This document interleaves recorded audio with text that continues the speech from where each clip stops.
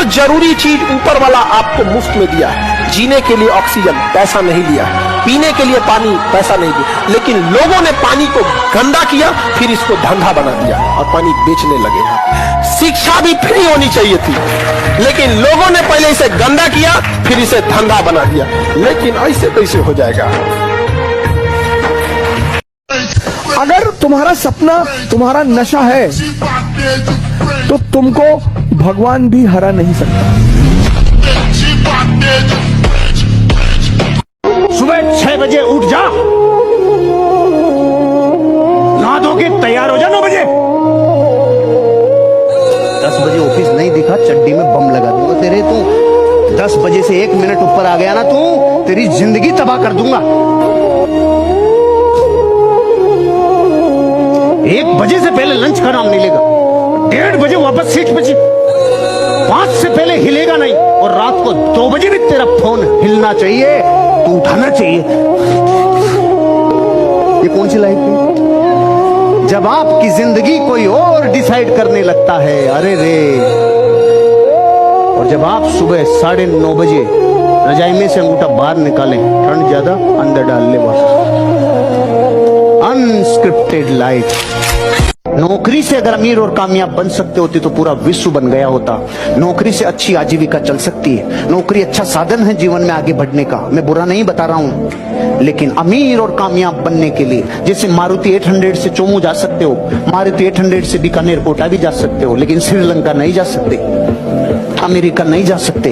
साधन को बदलना पड़ेगा अगर साध्य बड़ा है तो। इसलिए जो नौकरी की चिंता करते हैं उनको मैं कहना चाहता हूं, अपनी जिंदगी में बैलेंस शीट बनाओ।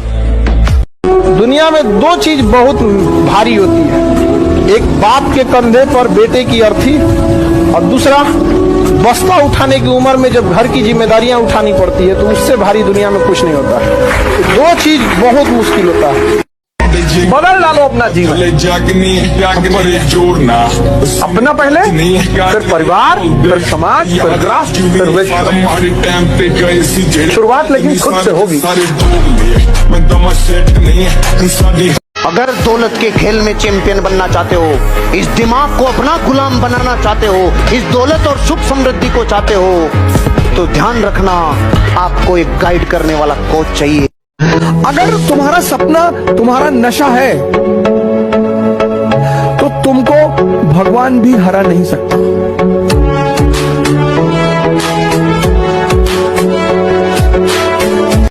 जो भागे उसके पीछे मत भागो सर, नहीं तो जिंदगी भर पीछे भागते रह जाओगे। जो भी तुमसे कहे, अब तुमसे बात नहीं करेंगे, रखो रखो वो रखो वो रखो वो रखो, नेक्स्ट दूसरा लाओ भाई। छोड़ दें सारी दुनिया किसी के लिए, ये मुनासिब नहीं महत्वाकांक्षी लोगों के लिए। अगर आप अपनी जिंदगी में खुद के लिए योजना नहीं बनाओगे ना, तो दूसरा अपनी योजना बना के आपको रगड़ देगा। अरे हम भगवान को बहुत कम याद करते हैं जी, सच में। अरे किसी दिन वो याद कर लिया दिक्कत हो जाएगा। हम गलत हैं ये मानते हैं, लेकिन हम आपको भी जानते हैं। मेरे बाल नहीं है ऐसा नहीं है, मैं रखता नहीं है। मुझे क्या पता था साला इसका रिजल्ट ऐसा आएगा। मेरे पास एक दिन एक वो कमेंट आया, मुझे कमेंट में किसी ने बोला, सर मैं एक दिन आपका नाम भूल गया, साला नाम याद नहीं आया, तो मैंने तो ऐसा लिखा टकला मोटिवेशन। तो सर सबसे पहले आपका ही चैनल आया। सुनो सुनो सुनो, तो ऐसा कमेंट पढ़ते ही मैं अगले सेकंड में क्या करूंगा? चेक करूंगा कि नहीं करूंगा? तो मैंने चेक किया, चेक करो कर लिया क्या? मैंने चेक किया, मैंने लिखा टकला मोटिवेशन, तो सुनो वीडियो नहीं आया, डायरेक्ट चैनल। मैंने कहा प्रभु भाव अच्छा रखो यार। कोई आदमी सड़क पे गिर गया, तुम वीडियो बना रहे हो, मर रहा है भैया, बस सांस निकल रही भैया इसकी। मतलब हम सब गायत्री परिवार के लोग हैं। हमने ग्रेविटी की खोज भले न की हो, ह्यूमैनिटी की खोज की है।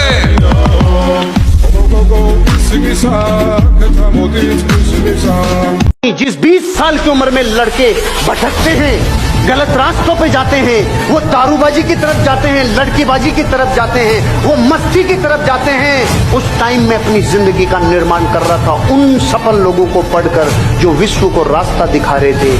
मैंने 20 साल की उम्र में वो आदतें डाली जो दुनिया के सफल लोग करते थे। 20 साल में रिजल्ट ऐसा आया, अब लोग वो आदतें डालने लगे जो मैं करता हूँ। आज मैं आपको कह के जा रहा हूँ, अगर जिंदगी में सफल आदतें डाल ली तो सफलता को बुलाना नहीं पड़ेगा, चरणों में आके लौटेगी। हम गलत हैं ये मानते हैं, लेकिन हम आपको भी जानते हैं। तो मैं अपने गांव जाता हूँ, सबको लगभग मैंने पैसे बांट रखे हैं। किसी को 5,000, किसी को 2,000, 4,000, 3,000 ऐसे दे रखे हैं। शहर की बात कर रहा हूँ। जब वो लोग आते हैं, बुलाता हूँ सबको, हाँ भाई आ जाओ, शाम को आ गए। अब मुझे पता है कि ये सुरेश एक आदमी मेरे घर के सामने रहता है, चक्की की सलाह, तो उसको तेंदुलकर बहुत पसंद है। तो कहता हूँ सुरेश यार ये तेंदुलकर बहुत घटिया खिला लिया यार। हाँ भैया खेल ही नहीं पाता, उसको तो बल्ला ही पकड़ना नहीं आता।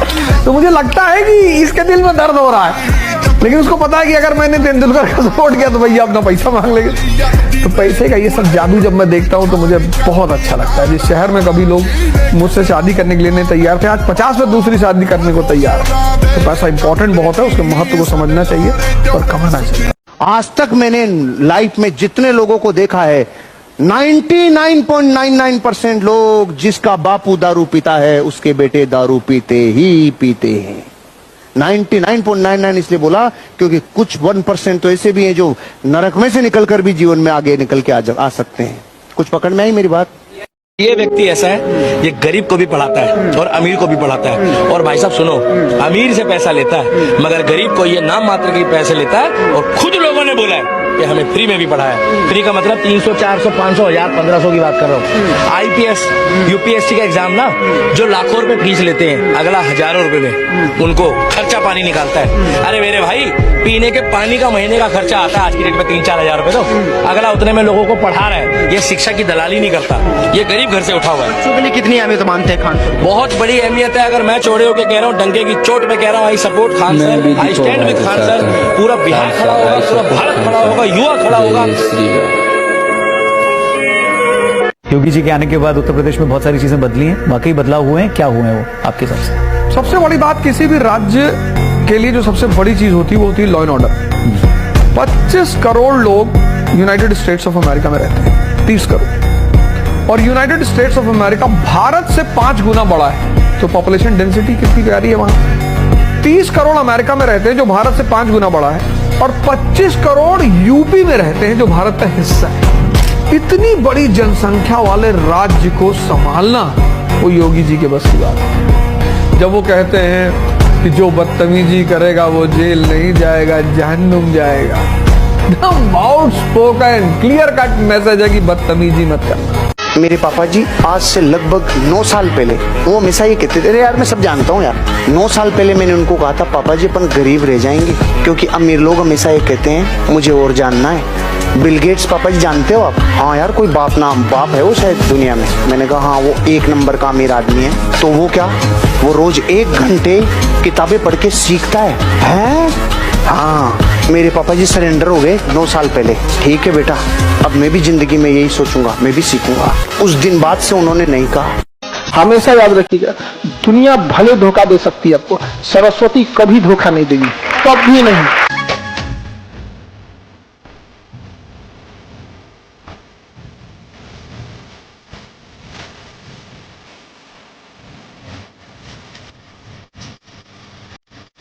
तो मैं अपने गांव जाता हूँ, सबको लगभग मैंने पैसे बांट रखे हैं। किसी को 5,000, किसी को 2,000, 4,000, 3,000 ऐसे दे रखे हैं। शहर की बात कर रहा हूँ। जब वो लोग आते हैं, बुलाता हूँ सबको, हाँ भाई आ जाओ, शाम को आ गए। अब मुझे पता है कि ये सुरेश एक आदमी मेरे घर के सामने रहता है, चक्की की सलाह, तो उसको तेंदुलकर बहुत पसंद है। तो कहता हूँ सुरेश यार ये तेंदुलकर बहुत घटिया खिला लिया यार। हाँ भैया खेल ही नहीं पाता, उसको तो बल्ला ही पकड़ना नहीं आता। तो मुझे लगता है कि इसके दिल में दर्द हो रहा है, लेकिन उसको पता है कि अगर मैंने तेंदुलकर का सपोर्ट किया तो भैया अपना पैसा मांग लेंगे। तो पैसे का ये सब जादू जब मैं देखता हूँ तो मुझे बहुत अच्छा लगता है। जिस शहर में कभी लोग मुझसे शादी करने के लिए नहीं तैयार थे, आज 50 में दूसरी शादी करने को तैयार है। तो पैसा इंपॉर्टेंट बहुत है, उसके महत्व को समझना चाहिए और कमाना चाहिए। अपने अपने सपने पूरा करवाने के लिए आपको किराए पे हायर करने के लिए लाखों लोग तैयार हैं। इसलिए बिल गेट्स ने कहा था, या तो अपने सपने पूरे करने के लिए तैयार हो जाओ, नहीं कोई दूसरा अपने सपने पूरे कर जाएगा आपको किराए पे लेके। ये देखो सूरज कुमार कह रहा है कि जिंदगी के दौर में हम उस सफर पे पहुंच चुके हैं जब अपनी पसंद से नफरत हो गई। हर चीज में पानी क्यों चाहिए, कभी विचार किया क्या? अरे कोई भी व्यक्ति पानी के बिना कोई भी काम नहीं कर रहा। नहाने में पानी, धोने में पानी, खाने में पानी, यहां तक कि छोटे मोटे टोटके करते हैं उसमें भी पानी, यहां तक कि पंडित जी अगर पूजा कराएं तो भी पानी। ये पानी क्या है? कुछ तो है इसका कनेक्शन, कुछ तो होगा जो किसी ने रिसर्च किया होगा कि दुनिया में हर जगह पानी का इतना इंपोर्टेंस क्यों है, पानी का ऐसा रोल क्यों है, ऐसा क्यों है कि हम बिना नहाए वो ऊर्जा फील नहीं करते और नहाने के बाद जो ऊर्जा आती है वो अलग फील होती है। कभी हमने प्रश्न नहीं पूछा। दुनिया में एक जानवर है जिसको आज तक पाला नहीं जा सका। एक जानवर है जिसको आज तक पाला नहीं जा सका, जिसको आज तक पट्टा नहीं पहनाया जा सका, और वो है भेड़िया। एकमात्र जानवर है पूरी दुनिया में जिसको आज तक इंसान पाल ही नहीं पाया। क्योंकि अगर तुम भेड़िए के बच्चे को उठा लाए तो वो उस इलाके को तबाह कर देंगे। बड़ा गजब का सोशल संगठन है उसका, उनका। भेड़ियों में स्त्री को लेकर कभी लड़ाई ही नहीं होती। भेड़िया जो समाज है, तो जो बुजुर्ग भेड़िए हैं वो शिकार पे नहीं जाते। जवान शिकार करते हैं, वो लेकर आते हैं, पहले बुजुर्गों को देते हैं, फिर खाते हैं। उनको तुम बंदी बना लो, मौका पा जाएंगे तुमको फाड़ डालेंगे, चाहे जितना खिलाओ। इसलिए आज तक भेड़ियों को गुलाम नहीं बनाया जा सकता। धरती पे वेद कोई भी नहीं है। जो बच्चे क्लास में कुछ भी नहीं करते थे, पढ़ाई नहीं करते थे, शैतानी नहीं करते थे, तो मूर्ख टीचर ये बोलते थे ये साले किसी काम के नहीं है। अब उनको क्या पता भारत के सारे टोल टैक्स वही चला रहे, सारी रिकवरी एजेंसियां उन्हीं को हायर करती है, जब भी कोई बड़े काम कराने होते हैं उन्हीं को लिया जाता है। कहां पढ़े लिखों की जरूरत होती है उस टाइम पे? कोई भी बिना फालतू के पृथ्वी पे नहीं है, सब काम के हैं, सब जरूरत है। पृथ्वी पे विशेष प्रयोजन के लिए भेजा गया है। बंद घड़ी भी दिन में 2 बार सही टाइम देती है।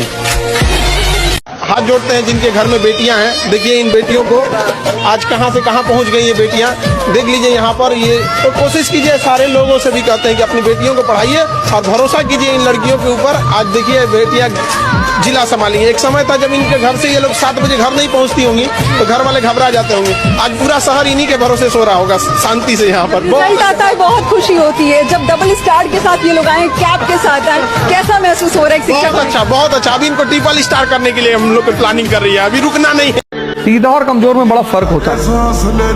सीधा मतलब वो आदमी जो किसी को कभी भी उठा पटक दे लेकिन नहीं पटक रहा, वो सीधा है, उसको मैं सीधा मानता हूँ। जो आदमी कुछ नहीं कर सकता उसको मैं सीधा मानता हूँ। मैं शक्ति के साथ संतत्व को मानता हूँ, मैं शक्ति के साथ प्रेम को मानता हूँ। जैसे अगर एक रिक्शा वाला मुझसे कह दे मैं नहीं मानता, लेकिन अगर जॉ बिडेन कह दे तो मैं मानूंगा भैया कुछ तो बात है, भैया अमेरिका का राष्ट्रपति कह रहा है। मैं शक्ति को प्रमुखता देता हूँ सबसे ज्यादा जीवन। किसी के पास पेन है ढक्कन वाला? Thank you sir. इन दोनों हिस्सों में से 95% वाला हिस्सा कौन सा है? ये वाला है। 5% ये वाला है।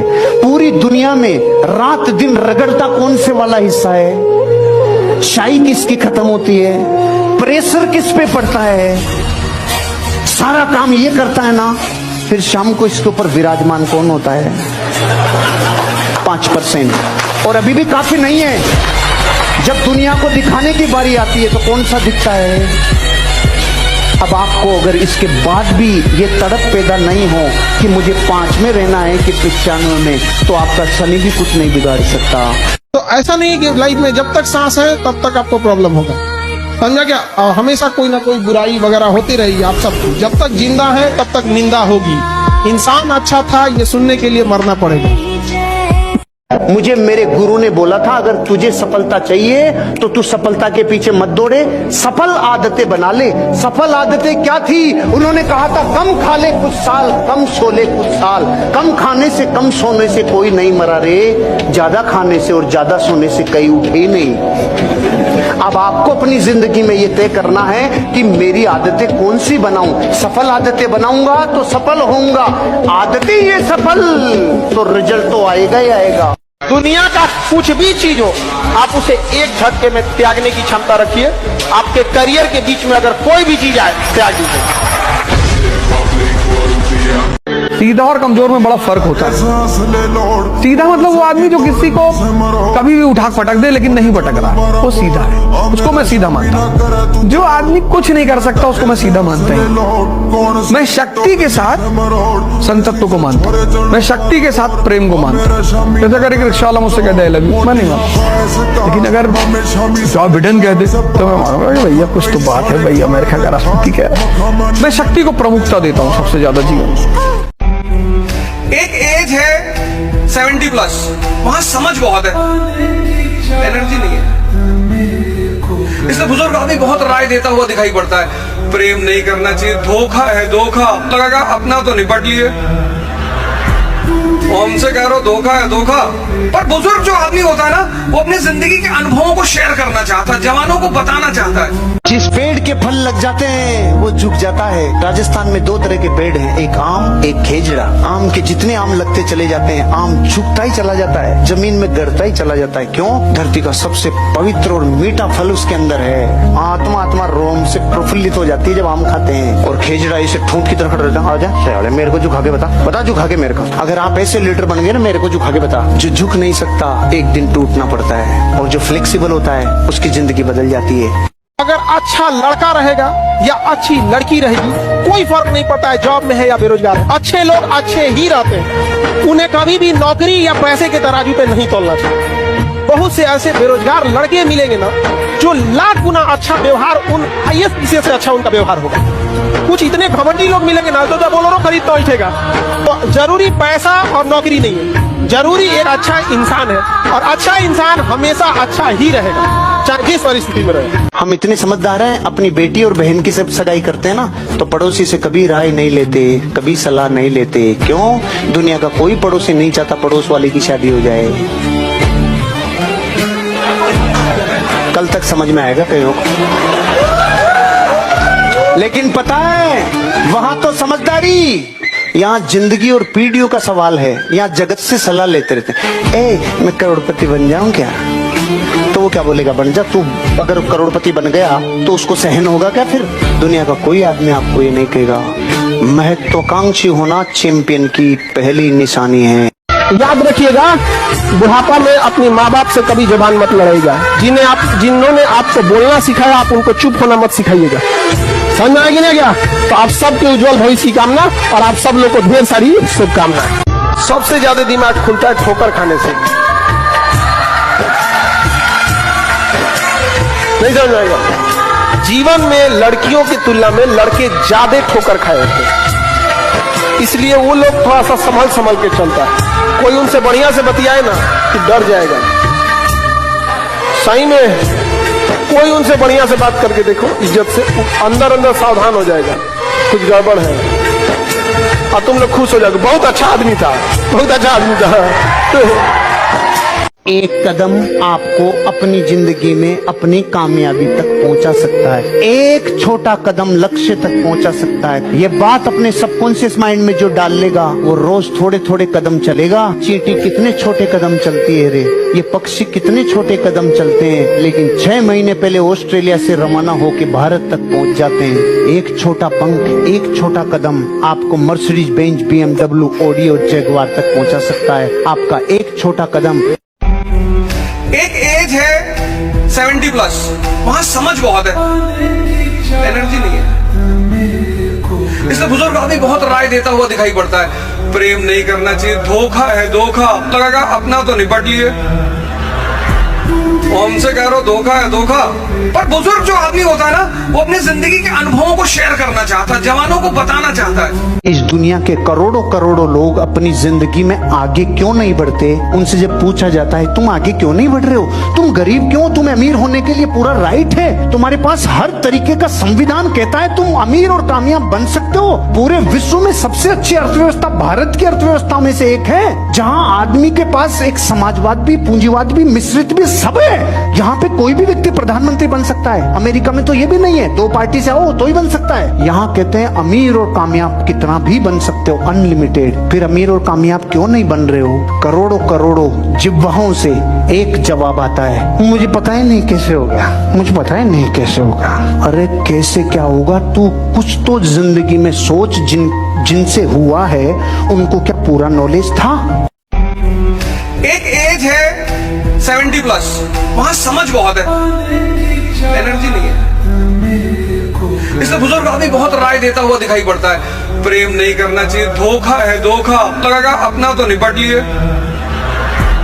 हमसे कह रहे हो धोखा है, धोखा। पर बुजुर्ग जो आदमी होता है ना, वो अपनी जिंदगी के अनुभवों को शेयर करना चाहता है, जवानों को बताना चाहता है। काम कारण के बिना होता नहीं है। मैं आपको बताऊं, इस दीवार को तोड़ो, और तरीके और बताता हूं, इसको सब्बल से, हथौड़े से, बुलडोजर से तोड़ो। आप तोड़ेंगे भाई साहब? और तरीके भी बता दिए तो भी नहीं तोड़ेंगे। और मैं आपको बोलता हूं, जो तोड़ेगा उसको 100 करोड़ रुपए उधर रखा है वो पहले मिलेगा। अब तरीके पूछोगे मुझसे आप? पैसा तो बहुत लोग कमाना चाहते हैं, गुटखा खाए हुए हैं। समुद्र मंथन जब हुआ, लक्ष्मी जी भी निकली, तो देवताओं और असुरों में झगड़ा हो गया शादी करने के लिए। तो लक्ष्मी जी ने कहा बैठो, मैं डिसाइड करूंगी। बैठ गए दोनों लोग लाइन में। तो जब दोनों लाइन में बैठे तो देखा उन्होंने कि अंदर उधर दूर सागर में कोई लेटा हुआ है। तो उन्होंने पूछा कि कौन है? बोले विष्णु जी। बोले इनको पता है कि मैं बाहर आया हूँ? बोले जी बिल्कुल पता है। बोले ये मुझसे शादी नहीं करना चाहते? बोले वो तो सब ब्रह्म ऊपर है इन सब चीजों से। उन्होंने जाके विष्णु जी को माला पहना। वो तो आजकल स्त्रियों का बस नहीं चलता, नहीं तो जूते की माला पहना है पुरुषों को। दुनिया का सबसे रईस इंसान वही होता है जिसके बगल में बैठे इंसान को एहसास ना हो कि गरीब है वो। अमीरी उतने लाना ना कि माँ बाप को अगर कोई चीज पसंद आ जाए तो प्राइस नहीं पूछना पड़े, उतने अमीर रहना है। बुढ़ापा में ले जब हमें देख लीजिए ना यहाँ पे, बस बिल कर दो माँ बाप के लिए यहाँ पर। अब तुम्हारा तो शौक नहीं पूरा होगा। हमेशा याद रखना, शौक माँ बाप के पैसे से पूरा होता है, क्योंकि जिस समय आप कमाने उतरते हैं ना, आपके शौक मर चुके होते हैं, फिर कुछ ही बचता ही नहीं है शौक के लिए। अगर आप अपनी जिंदगी में खुद के लिए योजना नहीं बनाओगे ना, तो दूसरा अपनी योजना बना के आपको रगड़ देगा। गुस्सा अच्छी चीज नहीं होती है बाबू। गुस्सा और तूफान आने के बाद पता चलता है कि तबाही कितनी मची थी। सब लोग अपने अपने जीवन का उस समय कभी कभी याद कीजिएगा, कभी नहीं गुस्सा आएगा।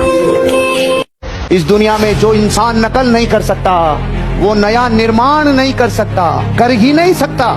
क्यों? इससे क्या होगा? आप 800 करोड़ लोग, क्या शकल एक सी है? क्या अकल एक सी है? विषमता है। इसका मतलब जब भी जीवन में नकल भी करोगे तो भी आपका इनपुट उसमें आए बिना रहेगा नहीं। आपकी वाणी, आपका जेस्चर, पोस्चर, बॉडी लैंग्वेज, ये सब आएगा ही आएगा। इसलिए हमेशा ध्यान रखना, जो किसी भी चीज की नकल नहीं करना चाहते वो जीवन में नया कर ही नहीं सकते। आज जो भी आप देख रहे हो वो सब किसी न किसी के दिमाग में पहले सोचा गया है, किया गया है। उसको आप अपने जीवन के अनुभवों से और लेवरेज कर सकते हो और आगे ले जा सकते हो। याद रखना, अगर अमीर नहीं बने तो माँ बाप दवाई की कमी से मर जाएंगे। अभी का जो दौर चल रहा है, सर्वाइवल ऑफ द फिटेस्ट नहीं, सर्वाइवल ऑफ द रिचेस्ट। इसलिए देर से बनो लेकिन जरूर कामयाब हो। वक्त के साथ लोग तुम्हारी खैरियत नहीं, हैसियत पूछेंगे। असली मर्दानगी की परीक्षा तब होती है जब दुनिया आपका अपमान करती है, और अपमान होना इस बात की निशानी है आप बड़े आदमी बनने जा रहे हो। बड़ा बनना बड़ी बात नहीं होता है, बड़ा होने के बाद जो त्याग करना होता है बहुत बड़ा चीज होता है। जितने बड़े लोग हैं उनका त्याग कभी देखना, तब समझ में आएगा। लेकिन आपने बड़े लोगों की केवल शक्तियां और देखे हैं कि बहुत आराम होता है। तुम सिर्फ अपने मन का स्टेटस इंप्रूव करो बस। फेसबुक स्टेटस छोड़ दो, मैं कर रहा हूं। मैं तीसरे चौथे दिन आग लगाता रहता। अंदर जाओ, थैंक यू कहने के लिए चले जाओ। जिनकी आंखें नहीं है उनको देखो, उल्टी सीधी चीज लोग मांगते हैं, तो ये शादी करवा दो। कुछ लोग कह रहे हैं भैया लड़का नहीं पैदा होगा, मतलब बच्चे नहीं आपके। नहीं, बच्चे 2 बेटियां हैं तब, और तुम्हारे घर में जब लड़कियां पैदा होगी जश्न करना। ये तो एक अलग सा ट्रेंड है। अब तो धीरे धीरे तुम्हारी जनरेशन जो होगी ना, वो इस देश का निर्माण करेगी। वास्तविक तुम्हारी बहुत प्यारी जनरेशन आने वाली, पढ़ी लिखी जनरेशन, समझदार, एग्रेसिव, आर्टिफिशियल इंटेलिजेंस वाली जनरेशन।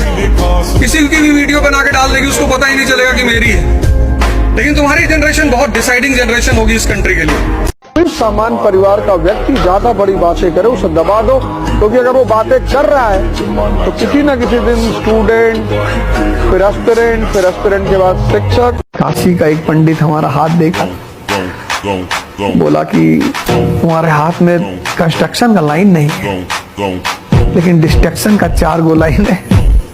तो हम किसी का बना तो नहीं सकते, लेकिन मिटा जरूर नहीं।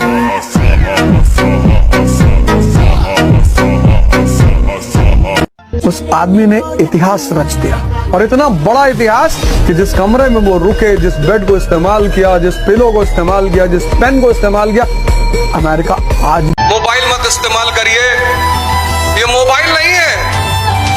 आने वाले समय में 5 साल बीतने दीजिए, बस सिर्फ 5 साल बाद इस देश में जितने लोग मोबाइल पर यूज कर रहे हैं वो सब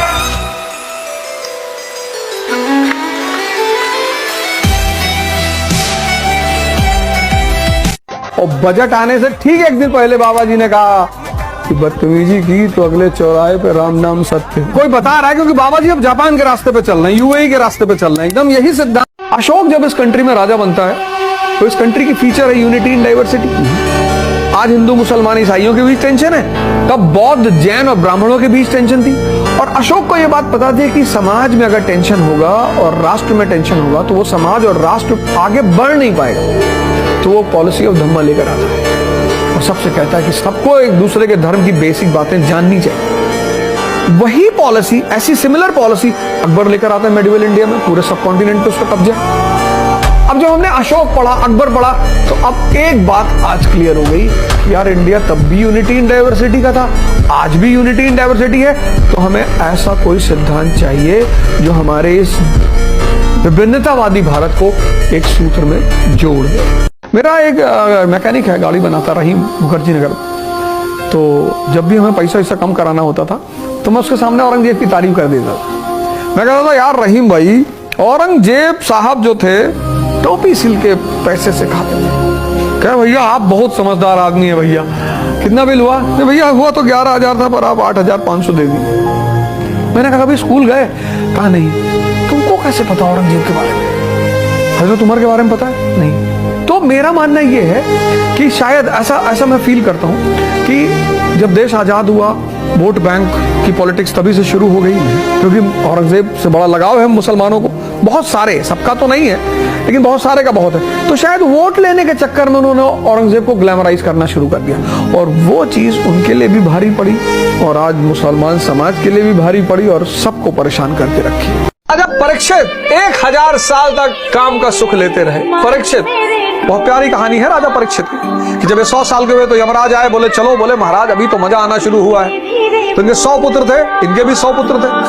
तो यमराज ने कहा कोई एक दे दो, ले तो किसी को जाएंगे। तो जो सबसे यंग लड़का था 18 साल का, उसने कहा पिताजी हम चले आते हैं, बाकी तो मना कर दिए। 18 वाले ने कहा कि जवानी ही रिस्क लेती है। तो उसने कहा जब मेरा बाप और मेरे बहुत सारे भाई 100 साल 80 साल 90 साल पे संतुष्ट नहीं हुए तो क्या गारंटी है मैं संतुष्ट होऊंगा? तो यमराज उससे उसने कहा ले चलो। फिर यमराज आया 200 साल पर। महाराज अब ऐसे 10 बार यमराज आता रहा और इनके एक लड़के को लेके जाता रहा। जब ये परीक्षित 1000 साल के हुए और यमराज आया तब परीक्षित मुस्कुराए, बोले चलो यार। बोले क्या हुआ महाराज? अरे बोले एक बात तो स्पष्ट हो गई कि ये मन और इंद्रियां कभी नहीं भरेगी। भाई हमारे एक दोस्त ने हमसे कहा कि तुम दोस्ती आज अब तुमको दोस्ती प्रूव करनी है। मैंने कर देंगे, क्या करना है बताओ? कहा कुछ नहीं करना है, एक पीना एक पैक। शर्त लगी है मेरी कि आज मैं अवध को एक पैक पिला के रहूंगा। मैंने कहा बिल्कुल, शाम को मिलो, मैं तुम्हारे लिए 2 पीऊंगा और तुम्हारे अगर जीवन की बात आ जाएगी तो पूरी बोतल रख देना। बड़ा खुश हुआ। शाम को सब लोग मिले, बैठे। मैंने कहा लेकिन आज दोस्ती सिर्फ मैं ही प्रूव नहीं करूंगा, तुम भी करोगे? हाँ हम भी करेंगे। हम गए, एक गिलास नाली का पानी निकाल रहा है। जब तुम्हारा अंदर की स्टेटस मजबूत है तो संगति तुम्हारे ऊपर कुछ नहीं कर सकती। पहली बार जब मुझे फोन पे धमकी मिली रात 2 बजे, 2:05 या 2:10 का टाइम था, और रात में फोन आया और फोन उठाया, मैंने वो शुरुआत कर दी उसने माँ बहन से। मैं तो बैग समझ ही नहीं पाया क्या हो रहा है। मैं फोन देखा, मैं रखा, मैं गया, मुंह पे चीटा उठा मारा, मैं लौट के आया और फिर उसने फोन बजाया। जब दोबारा उसने गा लिया तो मैंने 1 मिनट में 4,000 गालियां तो दी होंगी, और एक से एक पूर्वांचल की गालियां। और जब मैंने गाली दी तो उधर से आवाज आई, भाई साहब एक तो आप मैंने कहा भाई साहब इतने इतने टुकड़े में उठ के जाओगे, अब दूसरा से बदतमीजी मत करना। हम तो शौकिया टीचर हैं, पेशा तो कुछ और है हमारा। चुनाव लड़ रहे हैं आप? हाँ हाँ बिल्कुल चुनाव लड़ रहे हैं, कई सारी पार्टियों में बात भी चल रही है। कई सारी पार्टियों, मतलब मेरा ये था कि भाई ठीक है, जो मुझे पहले अप्रोच करेगा मैं उसकी तरफ से चुनाव लड़ लूंगा। मेरा ये नियम था कि जो भी पहले से आएगा कि साहब हमारी पार्टी से लड़ लो तो मैं लड़ लूँ। और 2 ही 3-4 सीटें मैंने मांगी थी, भैया या तो मुझे प्रयागराज से लड़ा दो या अमेठी से लड़ा दो, मुझे हर सीट से नहीं लड़ना, मुझे कुछ खास, या वाराणसी से लड़ा दो।